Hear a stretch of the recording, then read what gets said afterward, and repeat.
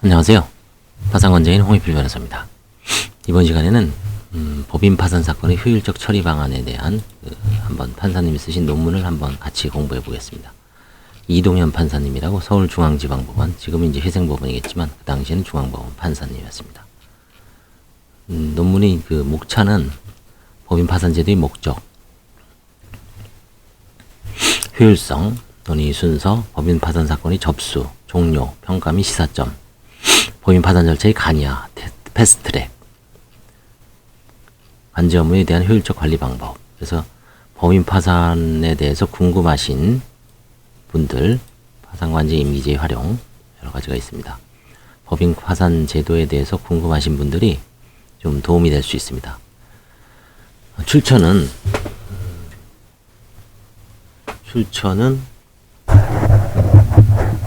도산법 실무연구 127집입니다. 그래서 이제 본 내용으로 들어가면 법인 파산제도의 목적. 파산제도의 목적은 회생이 어려운 채무자의 재산을 공정하게 환가 배당하는 것이죠.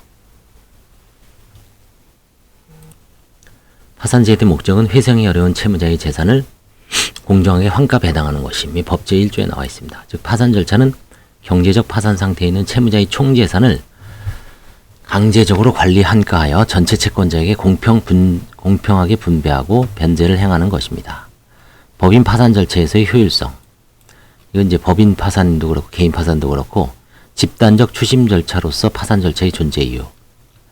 파산 절차는 집단적 채권 추심 절차입니다. 이에 따라 파산 절차에서는 개별 채권자의 추심 행위가 금지되고 법에서 정한 원칙에 따라 채권을 추심하여야 하며 채무자의 재산은 개별적인 집행의 대상으로 인식되는 것이 아니라 그 전체가 집합체로서 파산재단을 이루어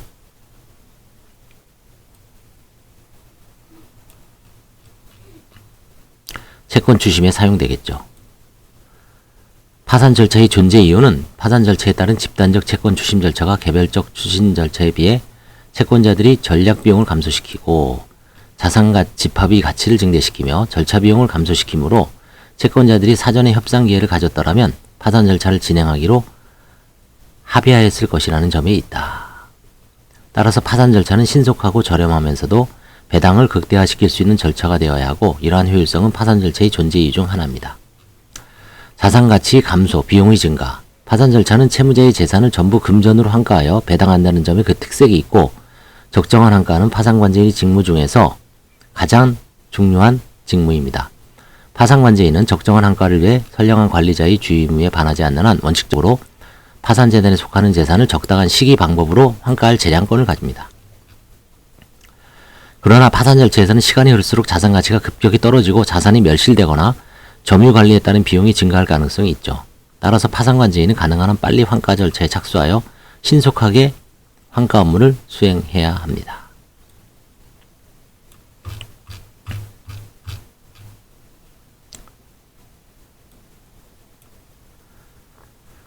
그 다음에 법원이 관제 업무 감독에 대한 정당화 근거. 법인 파산 사건에서 파산관제의 관제 업무는 법원이 감독합니다. 법원이 파산 절차에서 재판 업무뿐만 아니라 관제 업무 감독을 담당하고 있는 것을 정당화할 수 있는 근거는 법원이 관제 업무 감독으로 인하여 공정한 환가 배당이 이루어질 뿐만 아니라 파산 절차가 신속하고 효율적으로 진행된다는 점이 있습니다. 따라서 법원은 효율성 높은 파산 절차가 될 수 있도록 지속적으로 관제 업무 감독 방안을 개선하여 관제 업무의 감독에 가장 적합한 기관임을 스스로 증명하여야 합니다. 따라서 파산 절차는 파산관제인이 한 채무자 재산의 통합 관리, 적정한 환가, 공정한 배분 등 공정성을 실현함과 동시에 집단적 채권 추심 절차로서 신속한 절차 비용, 비행의 절감 등 효율성을 도모하여 전체 채권자의 이익을 극대화할 수 있어야 합니다.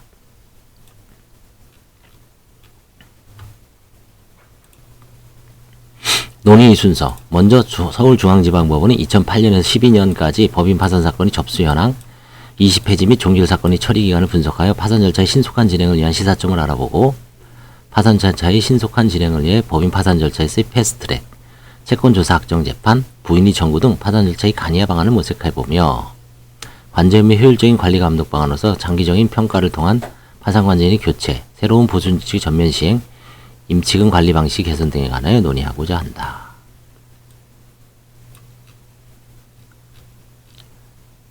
법인 파산 사건의 접수 현황을 보면 2008년도에 73건, 2012년도 뭐 조금씩 늘어나죠. 계속 정책이요. 근데 2011년 183, 191. 지금은 이제 한 300건 가까이 될 거예요.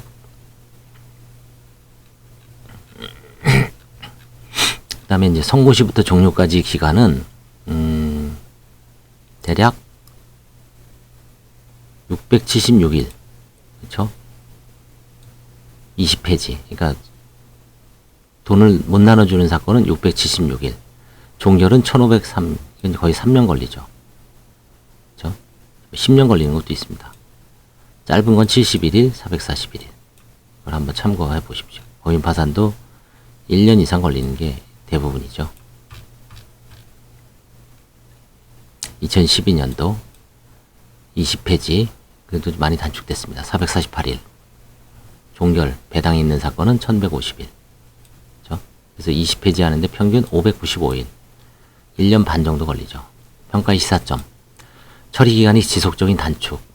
종결 사건과 20페이지 사건 모두 매년 처리기간이 단축되고 있다. 이는 97년 금융위기 이후 파산 선고된 대형 사건들이 점차 종료됐을 뿐만 아니라 법원이 지속적으로 관저 업무 감독 방안을 개선했겠죠.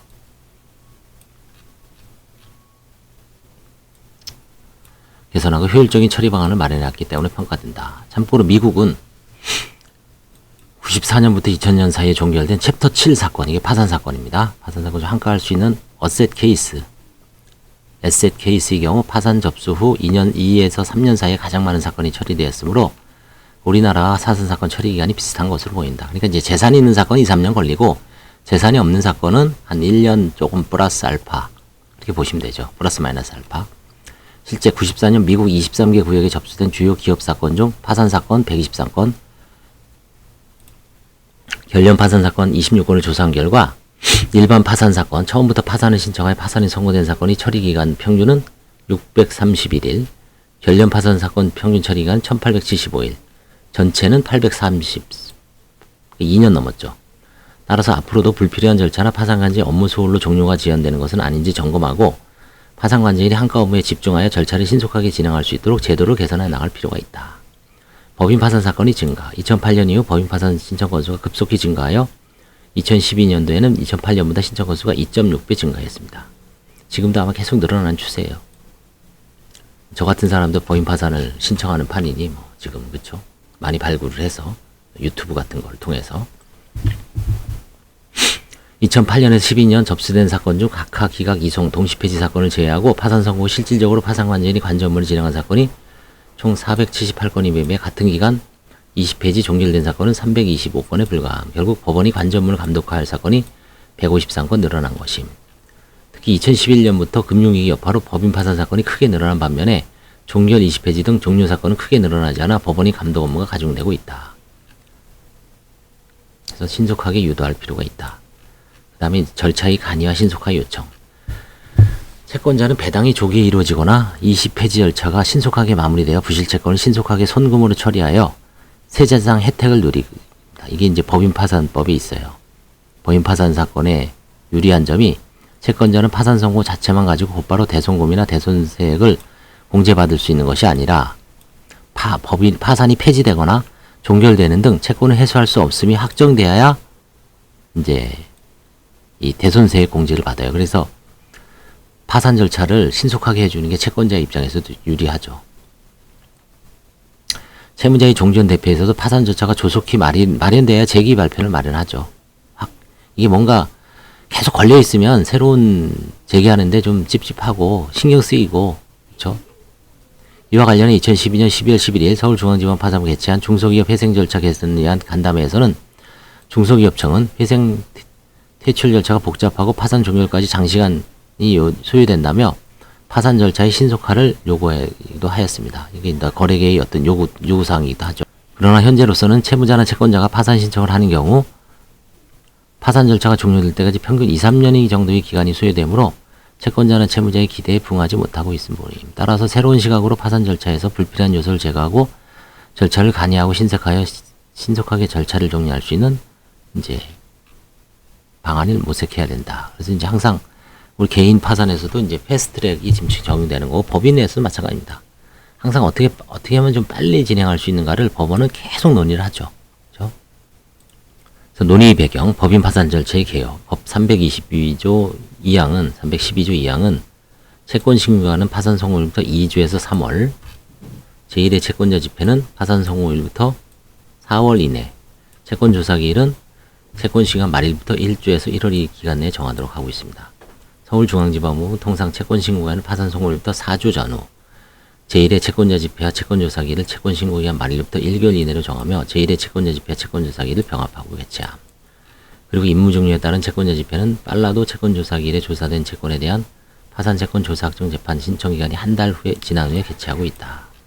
파산 선고 후 파산 절차를 채권자 집회 중심으로 정리하면 다음과 같습니다. 파산 선고부터 제1의 채권자 집회까지 60일, 채권 조사부터 임무 종류에 따른 채권자 집회까지 30일 이상. 불필요한 채권 조사에 한 절차의 지연. 파산 채권 조사의 목적이 뭡니까? 개인 파산에서도 마찬가지죠. 파산 채권 조사는 파산 채권의 존부와 액수를 확정하여 그 채권자라 하여금 파산 절차 내에서 배당을 받을 수 있도록 하는 것이 목적입니다. 따라서 파산 취소, 20폐지 등과 같이 배당이 예상되지 않는 경우에는 파산 채권 조사를 실시할 필요가 없습니다. 이에 따라 일반 채권 조사기일 이후 파산 채권을 추가 신고하는 경우 배당이 예상되는 경우에는 특별 조사기를 실시하지만 20폐지가 예상되는 경우에는 특별 조사기를 실시하지 않죠. 당연하죠. 개인도 마찬가지입니다. 또한 파산이 폐지, 취소로 파산 절차가 종료하는 경우에는 계속 중인 파산 채권 조사 확정 재판도 별다른 결정 없이 종국 처리되고 있습니다. 부당한 사례의 급증. 20폐지가 명백한 사건이라면 파산 채권 조사를 할 필요가 없음에도 앞서 본 바와 같이 기계적으로 채권 조사기일을 개최하고 채권 조사를 실시하고 있다. 이 때문에 파산관제인은 불필요한 채권 조사에 노력을 들이고 자산의 조사 한가에 집중하지 못하게 된다.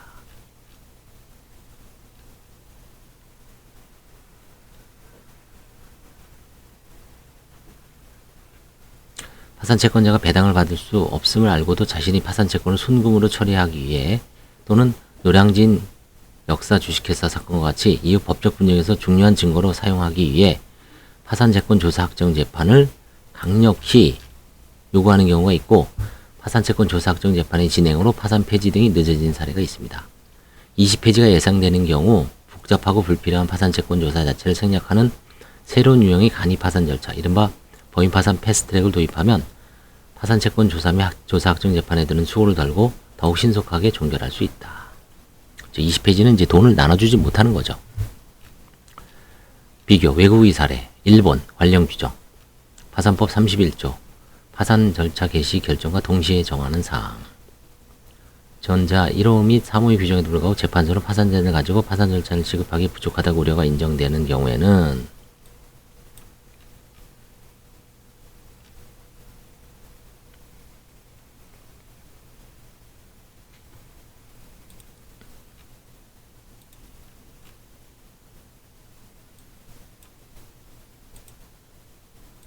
이제 일본에서는 어떤 식으로 운영하냐면 일본 파산법 31조 1항은 파산 선고와 동시에 채권 신고 기간, 재산 상황 보고 집행 기일, 채권 조사 기간을 정하도록 하면서도 신고 기간, 조사 기간 같은 조 2항에서 20폐지가 우려된다면 채권 신고 기간과 채권 조사 기간을 정하지 않을 수 있다고 규정하고 있습니다. 일본의 구파산법은 채권 신고 기간과 채권 조사 기일 등을 정하지 않을 수 있다는 규정을 두고 있지 않음에도 실무상 20폐지가 될 우려가 있는 때는 파산 채권의 신고와 조사를 할 필요가 없는 것으로 제도로 운영하였고 파산 선고 시 채권 신고 기간 내지 일반 채권 조사기일의 지정을 유보하는 실무례가 있었다고 합니다. 이게 우리나라 개인 파산에서도 마찬가지죠. 개인 파산에서도 법상은 1회 기일을 지정하기 있지만 실제로 재산 지금 뭐 채권 신고 기간 지정 안 하죠. 일단 유보해 놓죠. 재산이 있을 때만 하고 있죠. 일본도 예전에 이런 실무례가 있고 이제 신파산법으로 개정됐고 법인에서도 이제 굳이 재산이 없는데 무슨 채권 조사를 하냐. 유보해 놓자. 그렇죠? 이런 식으로 이제 탄력적으로 운영을 하고 있습니다. 자, 미국은 어떻게 되어 있을까요? 관련 규정, 연방파산규칙 제200조, 2002조, 채권자, 담보권자, 외국 도산 절차의 관리인, 부속사건, 그 밖의 국외사건에서 임시구제를 가하는 경우 그 상대방 미합정국 연방가제관에 대한 통지,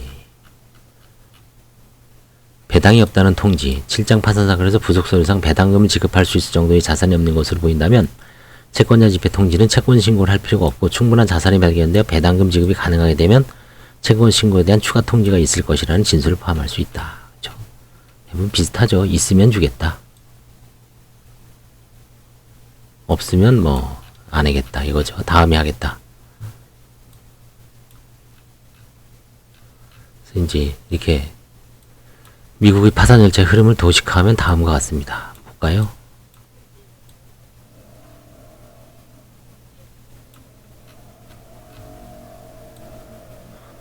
환가재산, 노에셋캐스, 파산신청, 임시파산관제인 임명, 채권자 집회, 면책결정, 종결결정.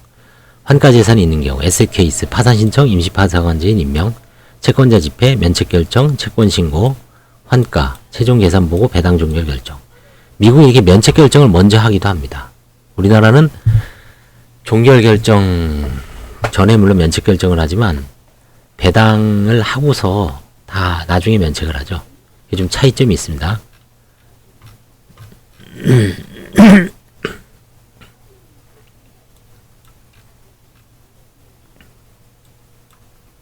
미국은 법원은 신청서가 접수된 수일 이내 채무자, 채권자, 파산관제인에게 출장사건, 채권집회 마감 일자의 통지를 합니다.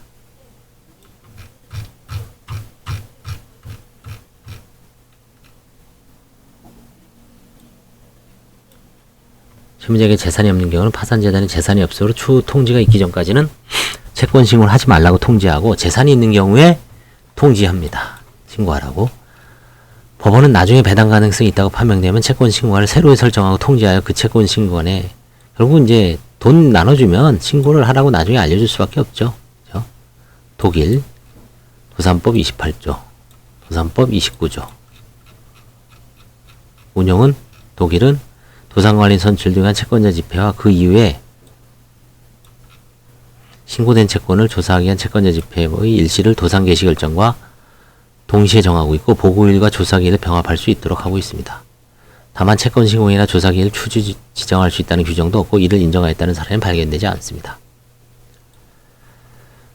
자, 그 다음에 이제 우리나라에서 개인 파산, 새로운 개인 파산 절차. 서울중앙지방법원은 2012년 2월 1일부터 새로운 개인 파산 절차를 시행하여 모든 사건에 원칙적으로 파산관제를 선임하여 채무자 재산 소득을 조사하고 있죠.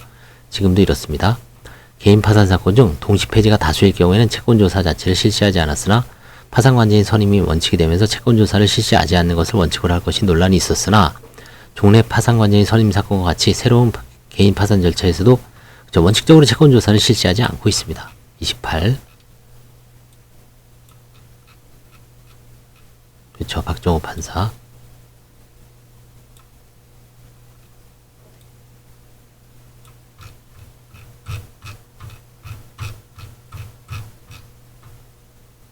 그래서 이제 채권 신고인과 채권 조사기일이 추후 지정 사건입니다. 추후 지정.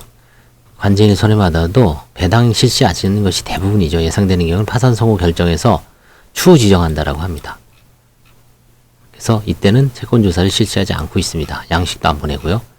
근데 이제 조사한 결과 배당이 예상되면 그때 이제 1회 집회 보고서 중 채권 조사 기일 신청의 날인을 하고, 법원은 그때 채권 조사 기일이 지정을 요청하고, 법원은 조사 기일을 지정하여 채권 조사를 이때부터 실시합니다. 그다음에 집회의 병합.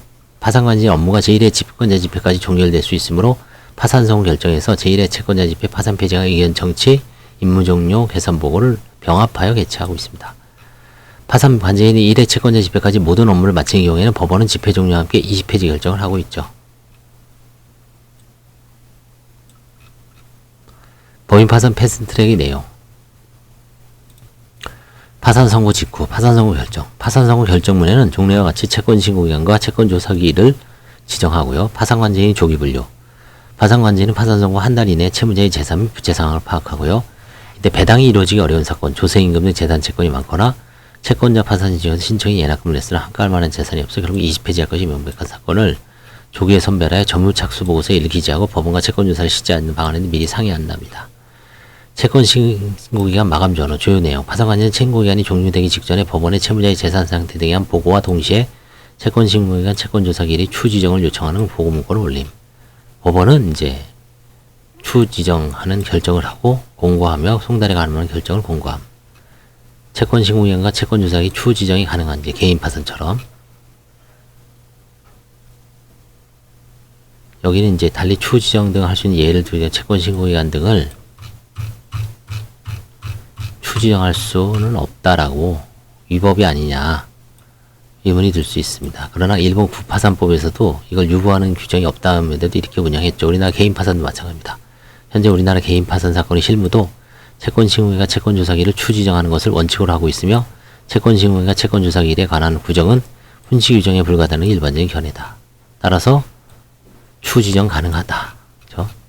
이미 지출된 채권 신고의 효력, 채권 신고기간을 추후 지정하도록 이는 그 말일을 추후 지정에 불과하므로 채권 신고 자체는 효력이 있고 예를 들어 채권 신고를 하면 시효 중단의 효력은 있다라고 봅니다. 그 다음에 1회 채권자 집회는 채권 조사를 실시하지 않습니다. 원칙적으로 채권자 집회에서의 결의 문제, 법률상 반드시 결의를 거쳐야 할 사항이었고 실제 법인 파산 사건의 상당수가 아마 결의가 없죠. 배당을 받을 수 없는 파산 채권자가 의결권 행사하여 파산자의 관리 운영에 개입하는 것이 타당한지는 의문이 있습니다. 따라서 법원은 채권자 집회에서 파산 채권자 결의를 하지 않도록 채권자 집회를 지휘하거나 결의가 있더라도 집행을 금지, 이것이 타당하므로 의결권 행사할 수 있는 채권의 확정을 위해 채권 조사를 할 필요도 없습니다. 그 다음에 임무 종류에 따른 채권자 집회를 어떻게 하냐. 주요 내용. 종래 20페이지 사항과 같이 파산관제를 20페이지 신청하면 임무 종류에 따른 채권자 집회를 개최하여 파산관제로부터 20페이지에 신청한 사유, 계산보고 등을 보고받고 20페이지 결정을 하면 됩니다. 제1의 채권자 집회와의 병합. 현재 개인 파산 사건의 실무와 같이 제1의 채권자 집회와 임무 종류에 따른 채권자 집회를 병합하는 것도 가능하다. 파산관제인이 채권신고기가 추후 지정을 신청함과 동시에 뭐 이런 식으로 이제 공고 가름 결정을 하고 있습니다.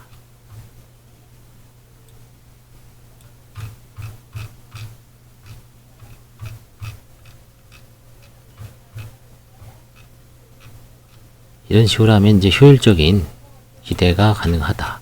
그래서 법인 파산 패트랙 사건 일정표는 이제 쭉 있습니다. 이런 식으로 참조하면 되고요.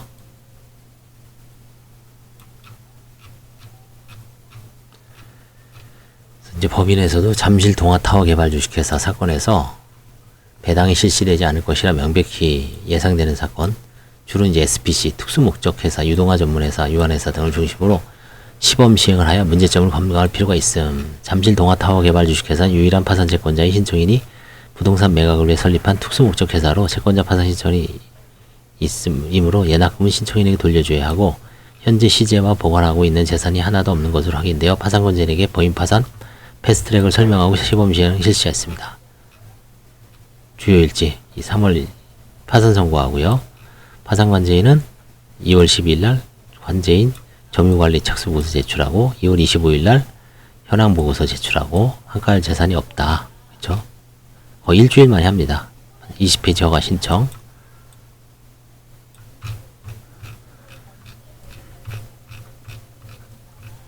그래서 3월 7일 날 이제 소집 결정하고 추후 지정. 3월 10일 날 채무 보수 결정. 3월 중수 파산인 재납채권 예납금 변제 예정. 4월 4일 1회 종결 집회 예정.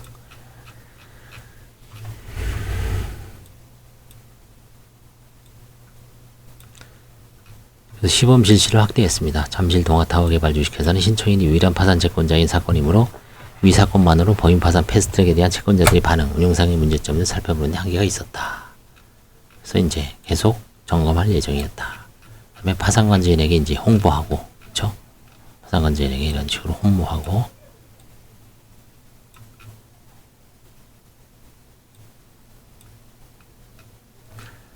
그다음에 이제 법인 파산 실무 개정의 반영.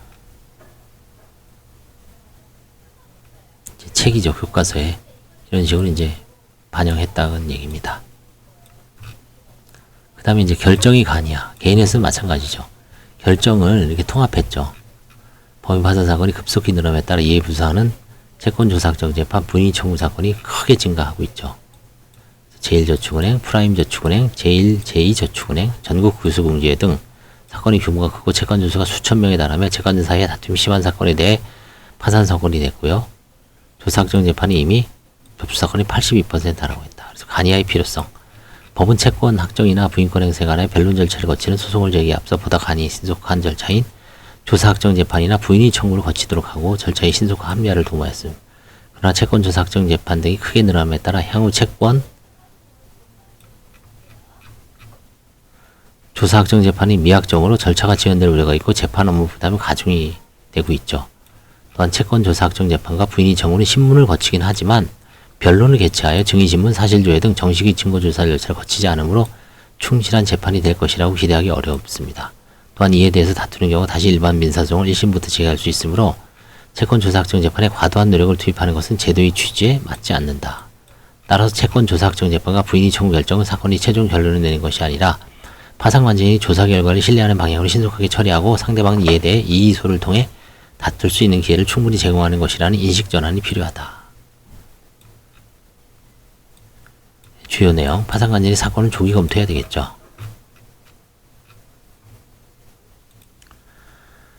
패스트트랙에서 이제 주요 내용, 파상관제인의 사건 조기 검토가 있습니다. 통상 파상관제인은 주심판사, 법원 합의부는 주심판사가 있죠. 채권조사확정 재판에 신문기를 지정하면 기록을 검토하여 답변서를 제출하고 있음. 이에 따라 파상관제인이 이 일을 처리하는 사건에 대해서도 신문기를 진행하는 경우가 발생하기도 함. 신문기를 지정하기에 앞서 파상관제인의 사건을 조기 검토하도록 요청하여 파상관제인이 실질적으로 다투는 사건에 대해서만 심리를 실시할 수 있도록 함. 파상관제인의 사건 조기 검토 시 가급적 신청인이 주소 등 송달이 가능한지 여부를 확인하도록 하여 파상관제인의 채권신고 사본 등을 통해 신청인 연락처를 쉽게 알 수 있음. 송달 불능 등으로 절차가 불필요하게 지연되지 않도록 함. 뭐 개인하고 똑같죠? 신청서 답변 양식 통일. 그죠? 신고한 채권, 상대방의 시부인, 판단, 결론. 채권조사확정 신청서 양식은 신청 취지, 신청 원인으로만 이루어졌으나 신청 원인 부분을 결정문 양식에 보다 맞게 신고액, 이의액, 이의부분에 대한 신청의 주장 내용, 소명자료 등 항목을 나눠 기재할 수 있도록 하여 추후 보정사항을 최소화시키고요. 결정 이유의 간이화. 결정서를 간이하게 하고 쟁점, 기초사실 등 쟁점과 무관한 사실을 기재하는 경우가 있는데 가급적 쟁점에 대한 요건사실 중심으로 이유 기재를 간결하게 하고 기초사실, 배경사실, 당사자의 주의, 파산선고 및 파산관제인 선임사실 등 불필요한 사실 인정을 지향함. 그 다음에 조정하의 권고의 적극적 활용. 손해배상채권 등 파산채권액이 조절이 가능한 경우 당사자가 사건이 조기 종결을 원하는 경우에는 조정이나 하의 권고 결정을 적극 활용한. 파산관제인에게 사건 조기 검토 시 조정 가능성에 대해서도 함께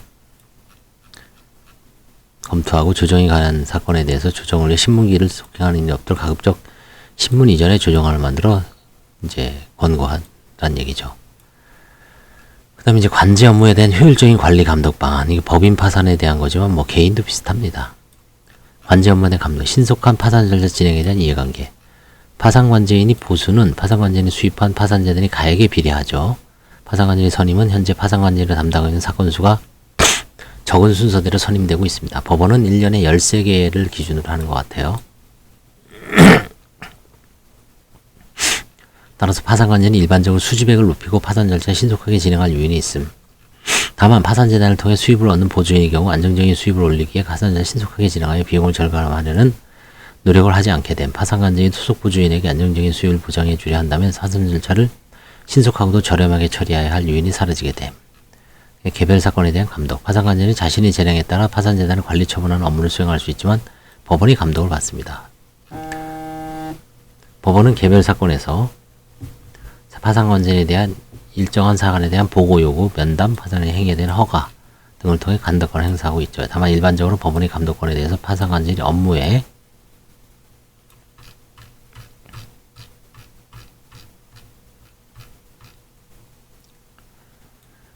대한 일반적인 감독권이 아니라 감독의 범위가 파상의 직무 집행에 의무 위반이 있는지 여부에 한한다고 설명되고 있습니다. 또한 현실적으로 개별 사건에 대한 정보의 불균형으로 법원이 개별적으로 감독권 행사에 신속한 관제 업무를 처리하는 데 혹독한 한계가 있죠. 효율적인 감독 방법의 모색. 관제 업무에 대한 사전적 감독, 정보 불균형 해소. 파산 절차에서 효율성을 달성하기 위해서는 각종 허가 보고 등을 통해 관제 업무의 적법 위법 여부를 판단하는 사후적인 감독이 그치지 않고 각종 준칙 공문 등을 통해 파산관제인 스스로 개별 사건을 신속하고 적은 비용으로 진행할 수 있도록 사전적 감독권을 행사하라.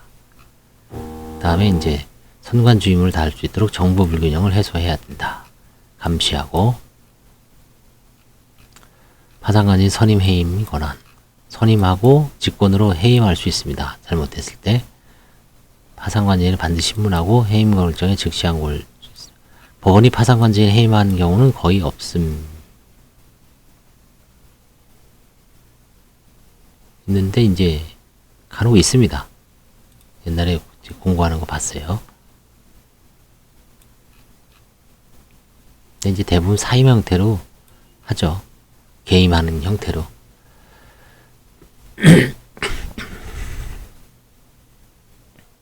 현재 서울중앙지법은 파산관이 선임해임 권한에 내포된 권한을 이용하여 개발사건에서 관절이 임기를 정함. 2년입니다. 불성실한 후보자를 후보자 명부에서 삭제할 수 있는 근거를 마련한다. 그래서 이제 다시는 관제임 선임에 못하죠. 파산관제에 대한 정기평가, 필요성, 법인 파산관제인 등에 관한 준칙, 후보자 명부를 작성하고 개인도 마찬가지입니다. 지금 23명의 변호사가 후보자 명부에 등재되어 있는데 실제 지금 현재는 한 33명 정도 됩니다. 또 늘었죠, 법인도. 그래서 후보자 잘못되면 후보자 명부에 삭제가 됩니다. 삭제가 되면 이제 뭐 결국은 이제 임명이 안 되죠. 파산관제인 선임이 안 됩니다.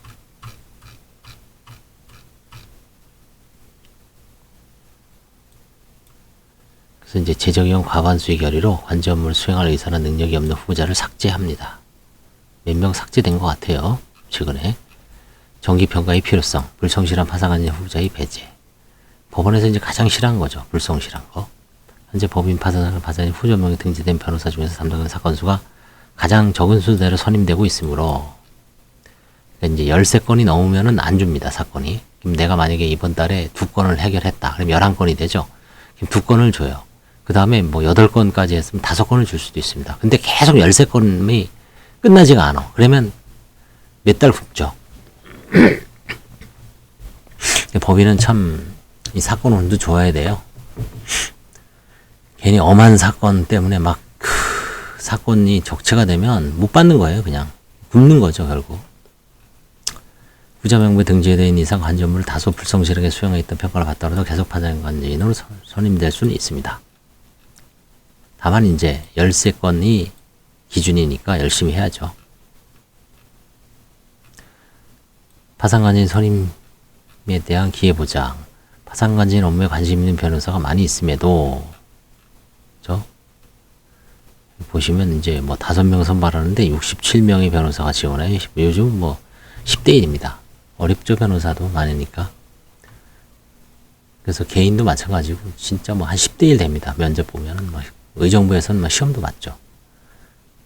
이제 아주 변호사가 지금 뭐 3만 명 시대니까 참 힘든 시대죠. 이게 지금은. 그래서 이제 법원에서는 이제 우수한 변호사, 성실한 변호사, 딱딱한 변호사를 가장 좋아하죠. 그렇죠? 성실한 변호사. 그 다음에 이제 뭐 실수하고 제대로 안 하고 사건이 막 적체돼 있고 그 다음에 민원이 많고 이러면은 싫어하죠. 그렇죠? 그래서 이제 정기평가를 시기합니다. 1년에 2번. 평균 2년 5개월 정도의 기간이 걸리고 이제 이걸 법원에서는 이제 2년마다 연기해서 실시합니다. 그래서 평가는 법원 인사이동하 4분기에 한답니다. 그래서 분기 평가를 하고요.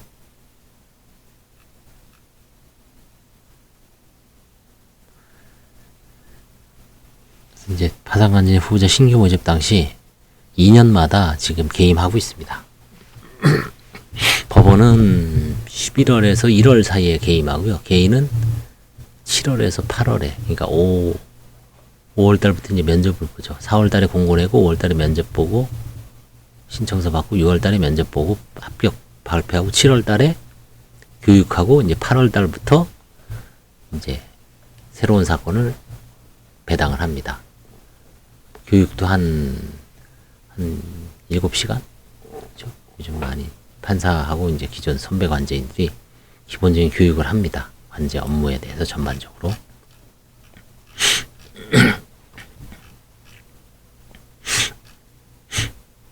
그래서 이제 정기 보고 개인도 이제 업무 보고를 하죠. 상반기, 하반기. 그래서 내가 보수를 얼마 받았고 몇 건을 받았는데 몇 건을 처리했고 건당 얼마를 배당을 했고 현재 남아있는 사건 수가 얼마다. 이런 걸 다 스스로 보고를 합니다. 상반기, 하반기. 이번 달에 보고했죠. 4월 달. 4월 1일부터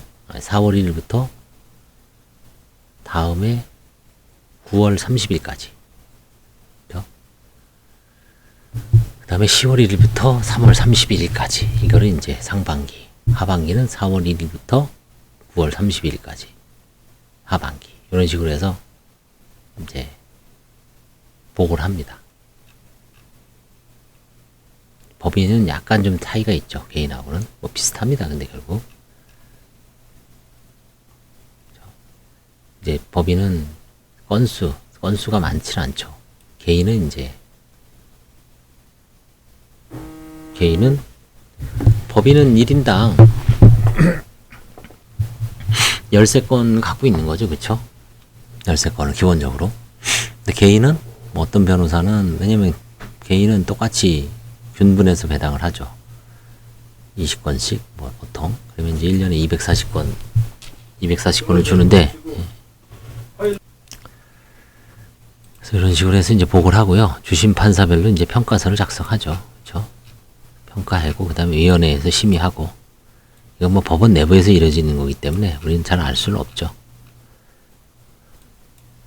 그래서 이제 제가 삭제된 관제인 알고 있습니다. 저희 사무실 옆에 있는 변호사님, 이게 삭제됐더라고요. 그래서 이제 기분 안 좋죠. 그쵸? 저희가 스스로 관두면 몰라도 이 법조인들이 이제 자존심이 강하잖아요. 다 이제 뭐 공부도 잘했고 뭐 변호사도 나름대로 한다고 했는데 다른 사람과 비교해서 내가 평가가 돼서 어디 명단에서 삭제됐다. 되게 기분 안 좋죠. 아, 내가 뭔가 참 자존심에 큰 상처를 입는 거죠. 그렇죠? 파산관제인도 옛날에 뭐 개인도 한 40명 또 잘렸죠. 막 40명 잘리고 뭐 그쵸. 그다음에 이제 뭐 물론 간든 사람도 있고 또 법인 간 사람도 있고 뭐 몇 명 잘렸습니다. 많이 중간중간에. 그래서 파산관제인 임기제의 활용. 파산관제인 임기제 도입했습니다. 법인에선 2년. 개별 사건에서 2년입니다.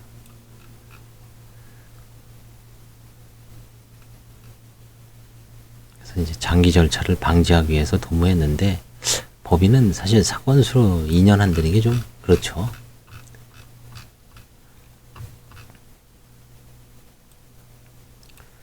기존에는 파산절차가 2년 이상 계속되어 파산관제인 임기가 도래하는 경우 특별한 사정이면 임기를 2년씩 연장했습니다. 근데 이제 2012년 12월 최초로 불성실한 파산관제인 임기를 종료를 이유로 사임 처리했답니다.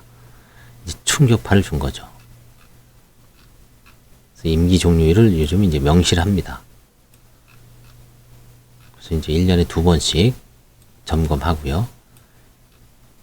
그래서 이제 2년 이상 계속되는 경우 교체. 다만 소송 및 집행 절차가 장기간 계속되고 있는 경우 한가 금액이 5억 원 이상으로 한가 업무가 많다고 인정되는 경우 기타 사정도 특별한 사유가 있는 경우는 대부분 2년간 영비하죠. 아무것도 없이 그냥 2년 지나지는 않죠. 그래서 보수 준칙이 이원화. 이제 결국은 이제 수지백이 비례합니다. 수지백이 비례한다는 얘기죠.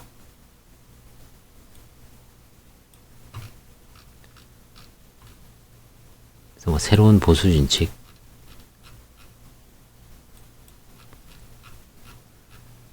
넘어가고요. 이거는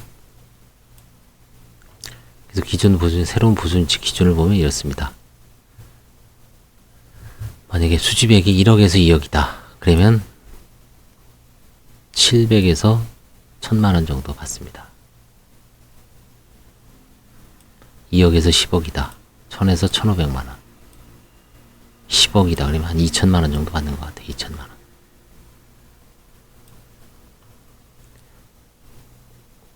이제 새로운 보수준칙에서는 10억에서 30억이면 9,500까지 갈 수 있죠. 1억 7,500도 받을 수 있습니다. 많이 올렸죠. 그죠? 많이 올렸습니다. 법인.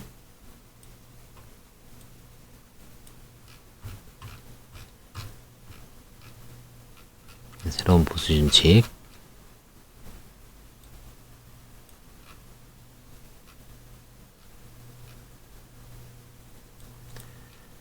지금 관리 계좌의 개선.